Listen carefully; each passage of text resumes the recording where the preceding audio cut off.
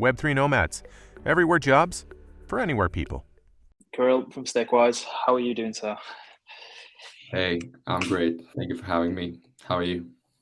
Yeah, very good, very good. Lots of really good guests on recently, and we were pestering you guys to come on. So really happy to kind of have you on. Very, very topical at the minute. Always good to be covering what's happening in the space. But what we like to do is just kind of take it back a step before we get into the product, and just I like to say how many bangs to the head did you get before you realized you wanted to work in this space, and what was the kind of origin story and the path in the space like for you? Just if you could give us a bit of background, that'd be great. Sure. I'll do just that. So first of all, I'm Kirill, one of the co-founders of StakeWise, and my path to crypto was, I think, relatively standard for many people in the space. I used to work in the traditional finance industry for an equity fund here in Scandinavia, and over time, I just felt that I'm just doing lots of boring stuff when people are in crypto, kind of building the new financial system. And so I've been an ETH holder for a long time. In the beginning, I didn't think that I appreciated its technical capabilities. To me, it was more of a way to get exposure to the, let's say, new high beta asset. But then over time, as applications started to pop up, especially with the first DeFi applications like Uniswap, I saw that, okay, this is a cool industry that things are heating up. And so eventually, I was chatting about this to a friend who mentioned that he's building a demo of a staking product for Ethereum, and he intended for it to be like a hobby thing. But like having been at it for at least a year, he realized that at some point he'd probably want to commercialize it, and so we teamed up to do just that. And this way, StakeWise was born. So that's Nice. early 2020. Wow. Yeah, it's always those hobbies, isn't it, that get you in the end. So did you leave? When did you leave the traditional finance role? Um, so I've been working on StakeWise in my spare time for a good chunk of 2020, and as during the pandemic, people were kind of moving to work from home, it fit pretty perfectly. And then at some point, I realized that I'm doing more of StakeWise stuff during the day than than the stuff that I had to do for work. And this was, I guess, the final call that I had to take the plunge. And at the time, we did not really have any financing. We were bootstrapping with our own funds, like for the infra that ran to let people test the product on like numerous test nets for like the various other initiatives. And at the moment when I quit my job to focus full on StakeWise, I think we made a decision that, all right, this is the thing that we want to dedicate our full attention to, and raise some funds for it. And yeah, we uh, got off to a good start shortly after. Nice. Yeah, I had a similar, well, very, very eerily similar. Working, well, supposed to be working from home and drafting up articles, and hopefully my ex-boss isn't listening, but drafting up articles during work time, and just felt really, really guilty. So I had to kind of look at myself in the mirror and take a plunge. But it's worked out all right, and it's worked out all right for you as well. Yeah, for sure. What did you focus at first? Focus at first, like which articles? So first, I think they originally started out with basic how-to guides in the crypto space. So particularly Mhm. when DeFi was coming on into the scene, as I say, with Uniswap and everything that was happening on Ethereum, and then towards the end of the year, I think like even Binance Smart Chain had its day in the sun and things. But I just kind of got pestered from friends in the industry, family, friends outside of the industry. Just how do you do this? And just got it's incredibly lazy of me, because I think I'm quite inherently a lazy person. But just thought, how can you leverage the information and put it on put onto the page effectively, and then start doing more project specific and project focused work. And then crazy South African called Jerry, who's a Jedi in the Discord, if anyone's listening and knows, said we need to have a real good go at this. So here we are now. It's kind of crazy. Friends and family think we're nuts. Did you get any funny looks from friends and family when you said you were going to work on crypto? I actually didn't tell anyone when I quit my job. I kept it a secret until we raised the funds, and it was funny because my mother found out that I'm actually unemployed when she called up my GP, and she spoke to her about whatever things that we share a GP, and she spoke to her about her things, and then she kind of mentioned the fact that I need to come in and get checked in passing, and it like my doctor told my mom that I don't have health insurance, which you typically get when you are employed in Estonia. And then, yeah, I come home one day and my mom asks me.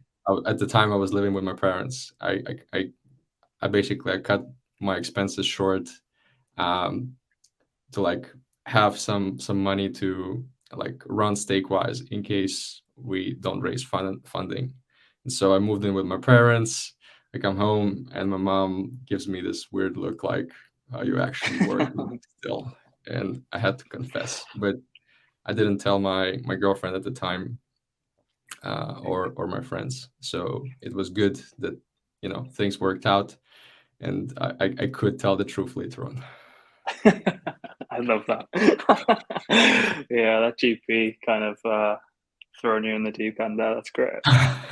Yeah, I was surprised that they didn't even disclose that. Yeah, yeah, exactly.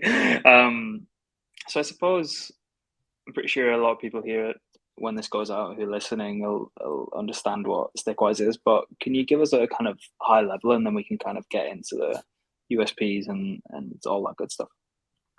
Absolutely. So high level, StakeWise is a DeFi application that simplifies the process of staking for the user and gives them an opportunity to earn some interest on their ETH, essentially with by pressing just one click, one button. Underneath, there's lots of pretty complicated and evolved technology, but the sort of high level is that this is the way to get your ETH staked within 10 seconds, however long it takes to process a transaction. And of course, the key USPs for the way we do staking is the ability to unstake at any moment by essentially returning what you have received as a receipt of having staked some funds into a secondary market where you get your money's worth of ETH back.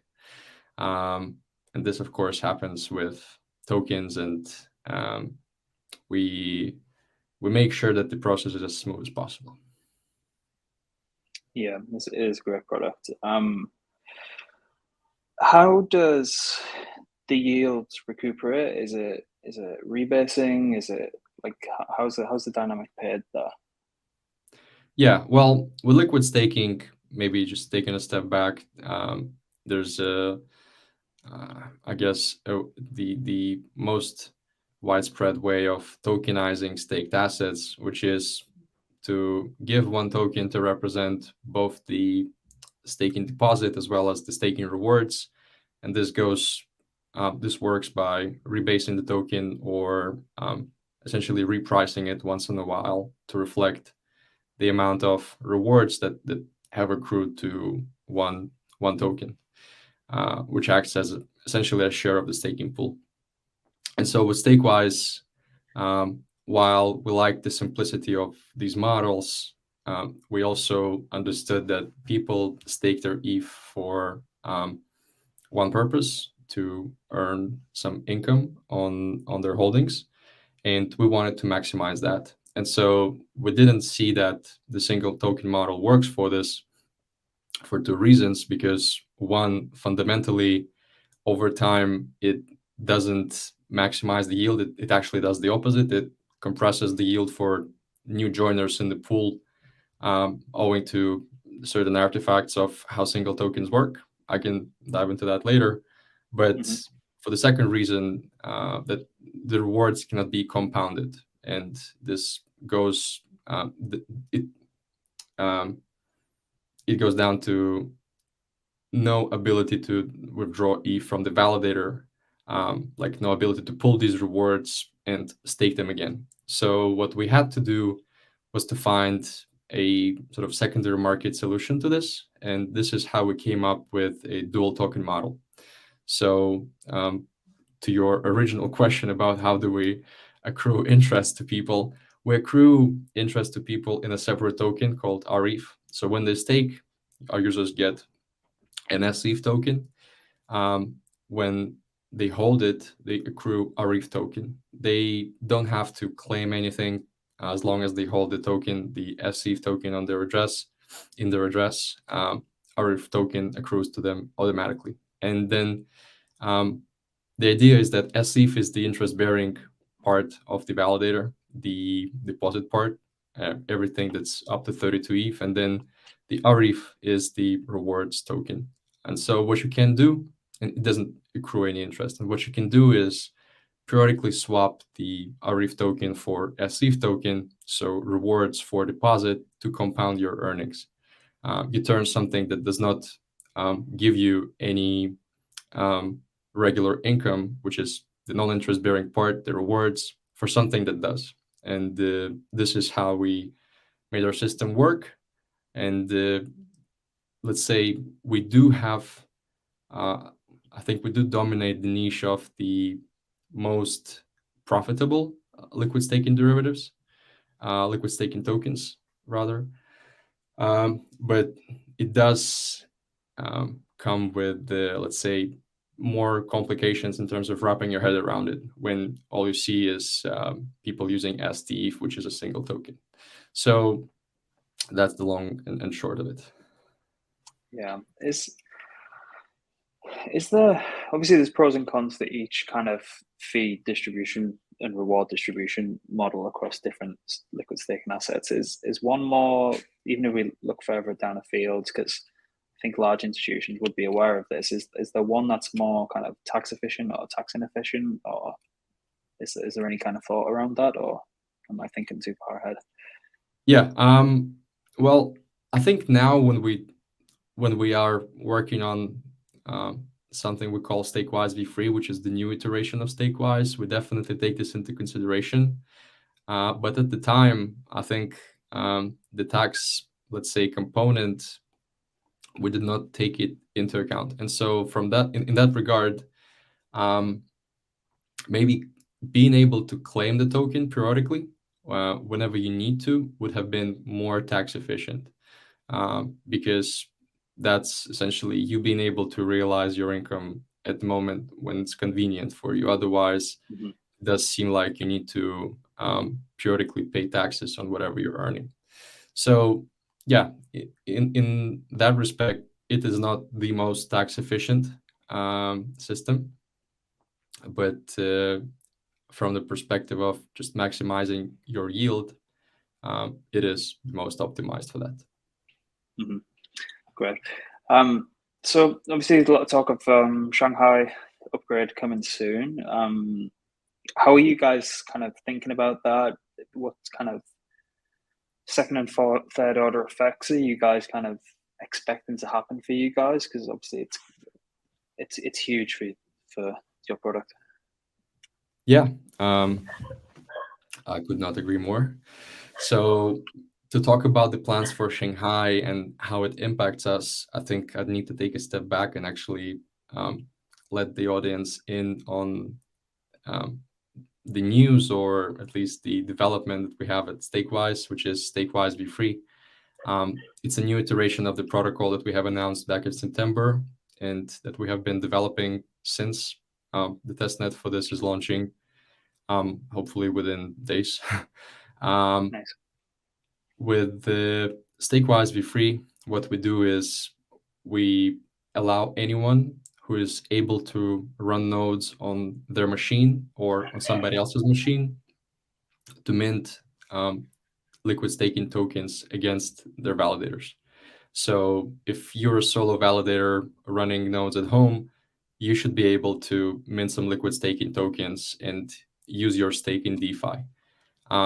Conversely, if you're a large institution that is staking ETH for its own purposes on some hardware servers, on some hardware that you have in-house, you should also be able to have this stake liquid if you want to participate in DeFi. Maybe it will not be the permissionless DeFi. Maybe you like the, let's say, permissioned DeFi area of the wider space. But in any case, you should have the ability to tokenize your stake. And so we started with this idea, and what we came up with is StakeWise Be Free, where the participants that I mentioned are able to do just that. Anyone can mint tokens against their own node. And how we achieve this is by requiring that in order to mint a staking token, a liquid staking token, you have to tie up more capital than you make liquid. So for example, if you have staked 100 ETH, you will only be able to mint something like 90 ETH in liquid form. And the rest, this 10 ETH buffer, is used as collateral for this liquid staking token. So you don't really lose out on the earnings because the whole amount of ETH that you staked continues to earn you proper rewards, so the whole 100. But what does change is that only 90 is available in DeFi. And if your node does get slashed, then we naturally, you will be penalized, you will incur slashing loss, but this will not affect the liquid staking token because it has been over collateralized. So the buffer that you have left, the extra buffer, is going to be burnt because you have been slashed, but only 90% of your capital was liquid, so it doesn't really affect this liquid capital. And so by virtue of collateralization, over collateralization, we're able to offer liquid staking to practically anyone that could want it. And this is great because when it comes to Shanghai, in conversations with various market participants, be they companies that are already playing in the crypto space or have been observing the crypto space from afar, so like until now, they have all been waiting for this crucial moment when unstaking natively on the validator level becomes possible in order to start participating in staking. And this, while let's say the merge was often expected to result in large inflows of capital into staking, owing to the fact that MEV and block proposal rewards would start going to the validators. It did indeed boost the yield, but it did not lead to a massive increase in the amounts staked. We think that Shanghai will actually result in massive amounts of new ETH being staked. And this is owing to the fact that people can exit at any time. And in these circumstances, we do see that liquid staking tokens will have an even bigger role to play in the DeFi ecosystem as people try to churn out more yield or in general just try to use their capital more efficiently. And so our goal is to make sure that they can do this no matter how they run their nodes, no matter how they stake. And this is where StakeWise Be Free system fits perfectly for what we expect the market participants' needs to be, which is good for the StakeWise DAO and, of course, for the end customer. So that's basically what we expect in terms of Shanghai fundamentally, and how StakeWise is planning to ride this wave. Yeah, loads of good points in there. So that kind of under collateralized or over collateralized way of getting liquidity back into the market. So that 10% is that kind of like can you think of it as like a bit of an insurance buffer? Is that kind of a agree with that way to put it, or like if we don't, let's say, hold on to like the precise definition of insurance and just use it as a like not very precise but a general way to describe it, then sure, absolutely, it does kind of insure other stakers who hold the token against the slashing losses on any of the nodes. And for the people who, let's say, don't want to run their own nodes in order to use StakeWise be free, it's actually good that we have this kind of token, because what they can do is go buy it off the market and have a liquid staking token that's protected against slashing. So that's actually another, let's say, major use case that we would like to see StakeWise be free to receive, because as we move to the stage where liquid staking tokens are more widely integrated into DeFi, I think STETH has already been like widely used, but we don't think that it stops here. It can go as deep as, let's say, moving the like the perps and futures that are currently existing for ETH onto staked ETH, moving anything that requires, let's say, the exchange of value similarly into staked ETH, and other integrations. We see that it is absolutely paramount that whatever liquid token standard is chosen, it does not have a systemic risk. And so from our perspective,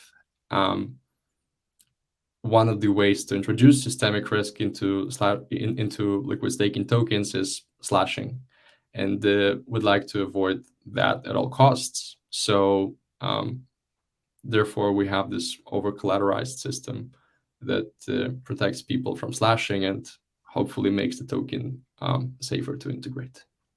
Yeah, sounds great. Really like that idea. And you mentioned, and I've had this exact thought myself as well. I think on the surface, a lot of people might assume, oh, big unlocks happening, people are going to unstake, that might get realized onto the market. But obviously, there's going to be the queue system that I'm not entirely understanding yet. the information that's coming out from that system. I don't know if you have any input on that, but the idea that if the optionality is there to be able to exit, increases the likelihood of participants staking. I really, really like that idea and completely agree. Because those people lock in the early days, the Beacon chain going live. They didn't know when when these tokens were going to be available. Ethereum Foundation and developers have got a good habit of pushing dates back and back and back. So yeah, I completely agree on that front, that the optionality to actually unstake and is going to actually increase the TVL of staking as well. But I don't know. Do you have any kind of intel on your end of how the process of the unwind and the unstaking will happen? Is it the queue system that I've been seeing a lot about, but don't really know how that process is going to work, if I'm completely honest. Yeah. So the model is actually fairly simple. The specs for the proof of stake on Ethereum, they define a certain amount of validators that can enter per day and exit per day from the network. And this amount, it scales with the number of validators in the network in general. So the larger the number of validators, the higher the number that can enter and exit from staking. But as a relative share, I think it's kept roughly equal over time. But the main, I guess, point is that you can only take so many validators out of the network in one day. And there's also this period of, I guess, deactivation that needs to happen anyway. So it's not like you press a button and it's immediately ejected if there's no queue. It still needs to go through a process of exiting, which I think takes up to 24 hours. And so what this means is that if there's a certain limit on validator exits per day, you can only exit so many in a day. And if there's a larger demand for unstaking, then this, let's say, request to exit is going to be pushed back to the second day. And if there's even more demand, then to the third day. And so you can imagine basically lots and lots of requests piling up, but only so many can be processed in a day. And this is what represents the validator exit queue. There's only a certain throughput per day, and you can get as many requests as you want. But if there are more than the throughput allows, you're gonna get a queue. Okay, makes a lot more sense. Yeah. So with regards to people's, maybe sorry, I'll just mention that I think that the daily limit on that is defined in tens of thousands of ETH. I don't exactly remember the amount. Maybe I should have prepared this info and have it on hand. That's all right. But I We don't. can put it in the description. Yeah, but it's not, let's say, a trivial amount. It's pretty significant, but let's say compared to the larger amount of ETH already at stake, it's negligible. Yeah, that makes a lot of sense. So who do you guys, or do you have an ideal kind of type of person, corporation, institution that you would like to see on V3? So like, it'd be cool if there was like an institutional product on there, or you could even see it down to kind of personalities in the space that wanted to run and encourage people of their community to go and stake on their node and things. You kind of thought about what the dynamics of the people who are going to be hosting on there would look like? Yeah, we definitely have, because we have been doing business development for V3 in the background almost ever since we came out with the announcement. I think there are 3 or 4 major categories of users that we would like to see and will likely see participating in StakeWise V3. And really, the reason why this number, like 3 or 4 different types, is so large is because StakeWise V3 really kind of serves as a middleware for people's liquid staking needs. And it can attract different market participants to fulfill like their own needs. So let me give you an example. I guess the first group that we're specifically targeting are solo stakers, who until today have always had to choose between either running a node from home, but locking up their capital until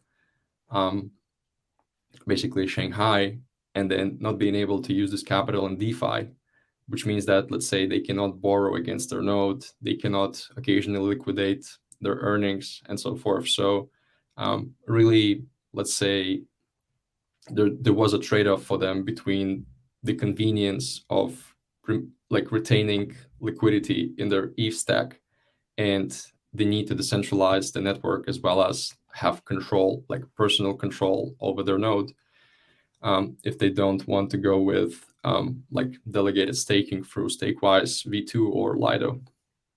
And V3 addresses this subset of users, solo stakers, because it gives them the ability to mint tokens against their node. And so what's required of them to do is open up what we call a vault, which is essentially a mini staking pool in StakeWise V3, where they are the operator, and stake their ETH into that vault, and then mint the liquid staked Ether token from that vault. That's all. It's a simple 3-step process: create vault, stake ETH into there, mint OSETH, the over collateralized staked Ether token of StakeWise V3. Is there a minimum deposit for a vault? There's no minimum deposit, but you will not launch a validator unless you deposit 32 ETH. So I think in this sense, the minimum threshold for solo staking is preserved. But what is good is that you do not necessarily need to run nodes only for yourself.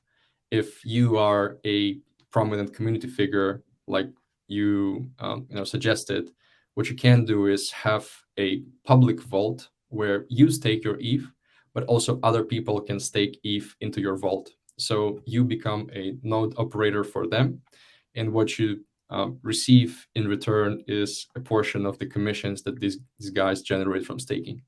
So Okay. if you have a certain standing in the community and you think that you can do good to this community by helping them with staking, then you can capitalize on that. So, but let's say fundamentally, this first and foremost applies to solo stakers that want to see their stake liquid. The second group of people is or are staking as a service companies who I think are in major competition with liquid staking services these days. And let's say they can compete on pricing, or maybe they compete on, let's say, having certain additional features like slashing insurance, or let's say certain accounting software built in, or let's say 24/7 support, certain SLAs, you name it. These companies currently, are probably seeing significant competition from liquid staking services, and what they will be able to do is continue running their business as usual, but also give their users the ability to mint a stake Ether token against their holdings. And it will remain non-custodial for these users. These guys, node operators, will still be able to retain all the features that they already offer, like SLA, slashing insurance, etc. But their clients will likely be happier because now they have this access to liquid staking without moving to another platform. So that's good in our eyes. And I guess the same goes here as for the prominent community figures. If you want, as a staking service company, to start attracting deposits into your vault, because in the end, you're also going to open the vault and you will migrate to validators, and there you will launch new ones. You open up your vault, you can open up your vault to the wider community to generate additional deposits. If your preference is to actually do the opposite, so basically have specific vaults for specific clients and not allow anybody else to deposit into them, you can do that as well, because we have private vaults where you whitelist the wallets that can make deposits into vaults. So that's pretty flexible, and we think that it meets the needs of staking, like the clients of staking services companies. And then the third and the fourth, I would say, are communities and the DAOs that really have the capital to stake, but until now did not do that.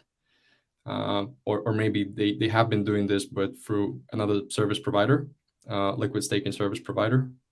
What they will have the ability to do is stake on their own node, contribute to decentralization, which DAOs, in principle, should all agree on, and have their stake liquid. And of course, also the fourth group are the, let's say, companies that are entering from the Web2 space and that would like to offer staking services, in an abstract way, essentially like generate interest on your ETH to their users, also running nodes themselves and having the stake of users liquid to be able to, let's say, enhance their yields or borrow against it, whatever they want to do. So in the end, it's a marketplace for people to choose between various vaults, various staking providers, and stake with them specifically. So we can contribute to decentralization. We can give people the, let's say, ability to support their favorite communities, their favorite creators, and so forth. And then on the other end, we give people the ability to run nodes without sacrificing the liquid staking option, which again contributes to decentralization because they don't need to go with the more centralized providers, and let's say helps them retain the liquidity of their capital. So, it was a little bit long, but we really are excited about how many different groups of users can benefit from StakeWise be free. No, that's great. Really great answer. Just thinking of all the weird and wonderful ways that could actually be used, and I think you've covered them extremely well there. If only there was the likes of you guys plugging into these kind of CeFi apps that kind of all came crashing down, being a lot more transparent if anyone wanted to do that. How will your, like, if we talk kind of token dynamics at the minute, are you guys gonna still be operating in the kind of Uniswap space or Curve, or where will like the main deployment of liquidity begin to kind of flow effectively? Yeah, that's a great question, and the one that we have not fully decided on ourselves. One, because it's not really like entirely up to us. We have a DAO that governs the protocol, and because of that, the team can suggest the best route, but it will not necessarily be agreed upon with the wider community. But let's say our thinking is also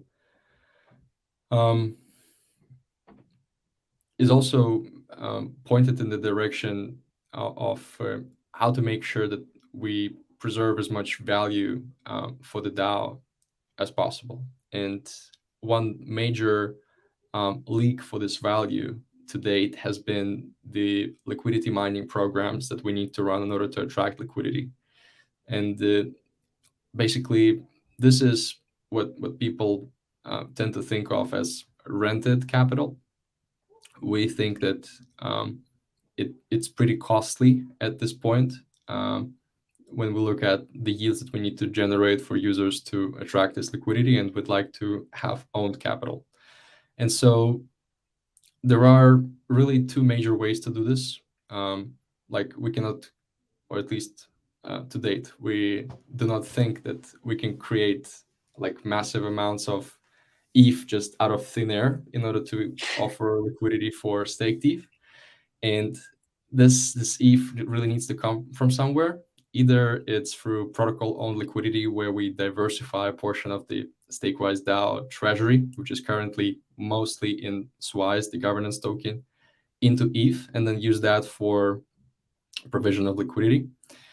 Or we acquire a sufficient amount of tokens that control the emissions for farming programs elsewhere, like Convex for Curve or Aura for Balancer.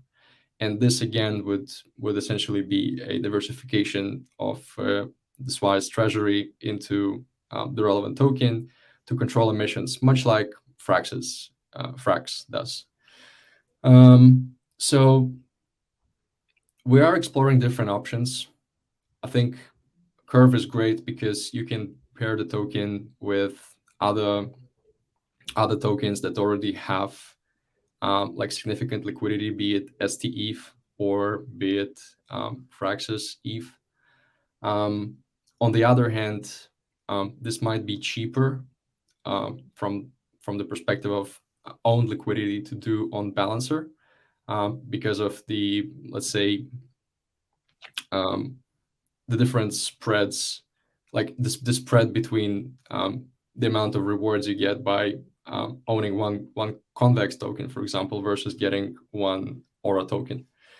And this is dynamic. So, today it's this and tomorrow it can be different. So you can see how a simple question of like, where do you plan to have major liquidity pool turns into this long-winded answer. But it really is the sort of $1 million question or $1 billion question, and we need to answer it very precisely and correctly. So yeah, we are exploring different options, but I think eventually it's going to be either balancer or curve. Yeah. Have you considered using have you used UniV3 with maybe Arrakis, their Palm product as well? I think that could be. I mean, you'd have to have a look at how you could distribute incentives towards pools and things if you needed to boost that. But there's, as you said, there's a million options, and there might be another one next week. So That's very true. I mean, the options that I mentioned are not the only ones we're exploring. I think Tokamak, I think it's been kind of away from most people's radars on crypto Twitter, but the team in there is still very much like pumping and alive. So I do think that Tokamak might be also a good option for us. Beyond that, let's say there are considerations like maybe you don't need as much liquidity as you do today to facilitate withdrawals, because people, might not mind going through an exit queue, or maybe the exit queue is not even long. So it's highly dynamic. It's difficult to say in advance what is suddenly going to happen with StakeWise and with the rest of the industry. But yeah, like you said, if there's not an option today, one can come up tomorrow, and we're definitely always on the lookout and currently considering our choices very carefully. yeah, that's great. So what should people be kind of on the lookout for in the short and medium time with regards to the product? The testnet, most certainly. So the StakeWise v3 testnet that essentially gives the first glimpse of the functionality for vaults is going to be out, within days, hopefully. We have been going through internal testing. We made a last minute decision to slightly change the UI design, which is the reason why we still have not rolled out the testnet, but we do feel like the expectations are high for the product, and we don't have a chance to not impress people. So we do want to impress people.